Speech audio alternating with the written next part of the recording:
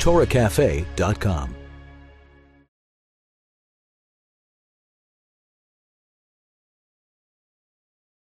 The greatest and most famous mystic of all is Rabbi Shimon Bar Yochai, who is, I guess indirectly, the author of the Zohar, which is the most important work of Jewish mysticism, both because it is so comprehensive and it's so widely studied. It has a broader appeal than people think. It has a broader appeal than other mystical works. In other words, it's easier to study Zohar than to study the writings of the Arizal, for example, Aramaic notwithstanding. Rabbi Shimon was a very unique personality who lived at a very difficult time. He lived in the time after the destruction of the first temple, and he lived through literally 2 Holocausts, one after another, separated by 70 years. There was the Holocaust, which was devastating, with incredible loss of life, associated with the destruction of the Second Temple, and then just 70 years later, he watched his great master and teacher Rabbi Akiva be brutally and cruelly murdered, along with thousands of Jews again, after the failed uprising of Bar Kokhba. So Rabbi Shimon's times were certainly terribly tumultuous. Rabbi Shimon was one of a handful of disciples of Rabbi Akiva who had survived all the violence and the plagues and became the foundation for the continuation of Torah, of the oral tradition, of the interpretation of the scripture and the establishment of halacha, and of course the misorah, passing along the oral traditions that they had received from generations before them. But Rabbi Shimon was different. He was one of a handful of rabbis, disciples of Rabbi Akiva, but he took from Rabbi Akiva something that the others had not taken, which was the light, the soul of the Torah. Rabbi Akiva was the master of all. The Talmud says, Kul hu alibud Rabbi Akiva. Any Torah we have today is because Rabbi Akiva transmitted it from one rich era to another rich era. He was almost a bottleneck. And it's so ironic that Rabbi Akiva was a Ben Gadim, a descendant of converts. He wasn't even, quote, an original Jew. And yet he figures incredibly prominently in the preservation of Jewish tradition and therefore ultimately in the preservation of the Jewish people. Rabbi Shimon was one of his disciples. And Rabbi Shimon was different. In fact, Rabbi Akiva himself once said to Rabbi Shimon that he should be happy that his master, meaning God Almighty, and I, said Rabbi Akiva, know who you are. Rabbi Akiva said to Rabbi Shimon, do not expect to be understood. Even the great disciples of Rabbi Akiva, who were the great Tanaim, couldn't be expected to fully appreciate the greatness of Rabbi Shimon, because Rabbi Shimon was a great mystic. And I know that some people are disturbed by this language, but I think this language is accurate, so I'm going to use it. Rabbi Shimon was a prophet. Rabbi Shimon was a divinely inspired person. Rabbi Shimon was a Jew who was very in touch with the light and with the soul of Torah. And his body of knowledge of halacha and ritual, like the golden age of prophecy, radiated from his incredible enlightenment, his incredible spirituality. He was one of the most connected Jewish people in the history of the world. He was deeply, deeply connected, not just to what we call the body of Torah, but the soul of Torah. Not just the academic and intellectual and practical dimensions of the Torah, but the spiritual and mystical ones. And of course, his life is very colorful and very pained, very difficult. He spent 13 years living in a cave, eating carob and drinking water with his son Eliezer, because he was being chased by the Romans for speaking out against him. They wanted to kill him. And during this time, he was so purified, he was so purged, so cleansed, that the person who emerged from that cave was an entirely different person that had entered into that cave. The Talmud tells us that his father-in-law, Rabbi Pinchas ben Yair, was a great sage. And the relationship between father-in-law and son-in-law was such that Rabbi Shimon would ask a question and the father-in-law, Rabbi Pinchas, would give him a dozen different explanations. When Rabbi Shimon emerged from the cave, the roles were reversed. The father-in-law would ask a question, Rabbi Shimon would give him 24 explanations.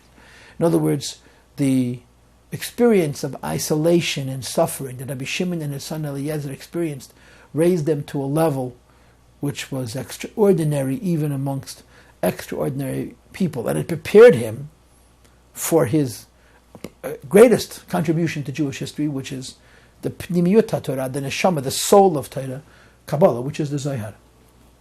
Of course, Rabbi Shimon taught Kabbalah to his disciples, and it says in the holy books that during his lifetime, the normally discreet policy as related to the study of mysticism was lifted to a great degree, and even young boys and young girls, ordinary people who at a different time wouldn't even know mysticism existed, were students of mysticism, which was a golden age of mysticism. And it was, as I mentioned to you, after the destruction of the Second Temples and 2 Holocausts that were separated by only 70 years. And he, during that terribly dark time, promised the future, enlightenment and spirituality and holiness, which is much more, if you will, than just simple survival.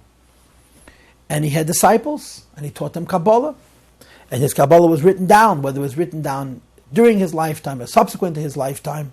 The Zohar was eventually compiled. It was not written by Rabbi Shimon himself, it was written by his disciples, perhaps by a generation later, but of course it was based on the teachings and inspiration that Rabbi Shimon had provided during his lifetime. He lived about 18 centuries ago, 18 and a half centuries ago. One of the interesting features of Rabbi Shimon's life and contribution to Kabbalah, which I want to touch on, is his dependency upon his disciples. I've explained to you already repeatedly that mysticism is form. But that, of course, the point of the form is not the mysticism, but the enlightenment and the spirituality which lies behind it. But because you're dealing with esoterica, because you're dealing with such spiritual and transcendent things, everything matters. Every little thing matters. And the Zohar says that Rabbi Shimon's ability to reveal secrets of the Torah was determined by the people he sat with. If he had the right disciples present, and he had the necessary energies available to him, his capacity to revealing mystical secrets was enhanced. If he didn't have the right group of disciples around him, it inhibited him, it diminished him. In other words, in Rabbi Shimon, you see mysticism refined to such a degree where not only was his own personal integrity the basis and the foundation for his ability to teach Kabbalah, but the people who flanked him, his environment, the people around him, contributed to his ability to teach. The 2 sections of Zohar, which are considered the most mystical, that reveal the most abstract mystical form, the most original Kabbalistic form, are called the Idra. Idra literally means a room, a chamber, a cave. And there's Idra Rabbah, the larger Idra, which is in Pashat Naso, and the Idra Zot, the smaller Idra, which is in Pashat Ha'azino, the very end of the Zohar. And the story was that he gathered 10 people, he was amongst the 10, and that these 10 individuals represented the 10 Sefirot, each one of them having a different character, and the presence of these 9 other people with Rabbi Shimon created such an ideal circumstance that Rabbi Shimon was able to reveal incredible secrets.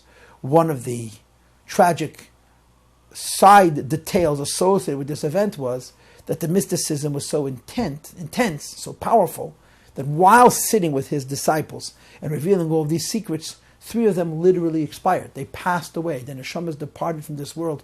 In other words, they got too close to the light, too close to their own souls, and the neshama simply left their body. And the very end of Zohar tells one of the most remarkable stories of all, where Rabbi Shimon collects the remaining 7 of those original 10. He reconvenes the Idra, and he tells them ahead of time that the purpose for the meeting is that just as on the previous occasion, when he had this perfect collection of disciples, he was able to achieve such great spiritual enlightenment and revelation that 3 of his disciples expired, he said, I'm going to reconvene the Yidra, we're going to sit and study, we're going to reveal the secrets of Torah until I will leave this world. And that's exactly what happened. He gathered these 7 disciples and they sat and they revealed mystical secrets of the Torah. At the end of the story, Rabbi Shimon himself passes away. The Zohar tells the story in incredible detail. And of course, we know that all occurred on the 33rd day of the Omer, the 18th day of the Hebrew month of Iyar. Although the Zohar itself doesn't give us a date, but the date is a tradition that we have. And Rabbi Shimon actually passed away, not only in the middle of teaching secrets of the Torah, but because he was teaching secrets of the Torah. So to speak, his neshama went into the light and departed from this world.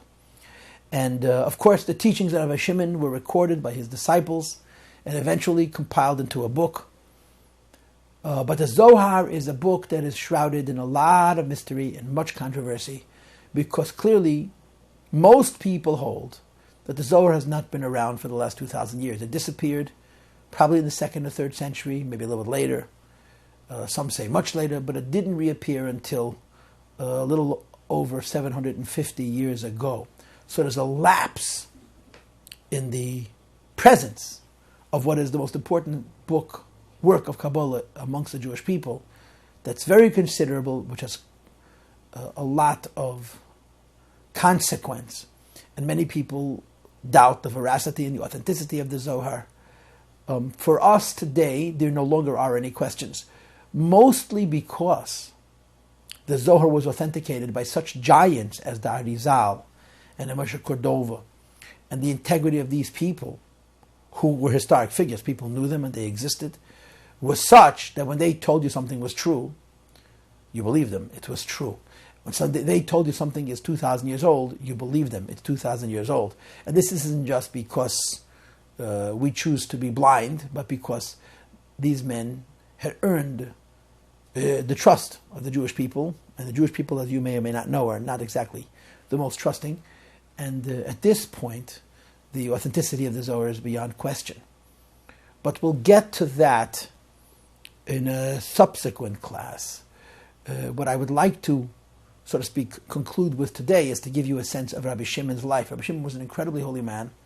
The Talmud says that he couldn't suffer the fact that people were doing anything except study Torah, and that he had to go back into the cave and to be reconditioned, reprogrammed, to learn the value of the ordinary person doing an ordinary thing in an ordinary world, and that there could be merit, there could be holiness in that, not just in sitting in a cave all day and all night and studying Torah.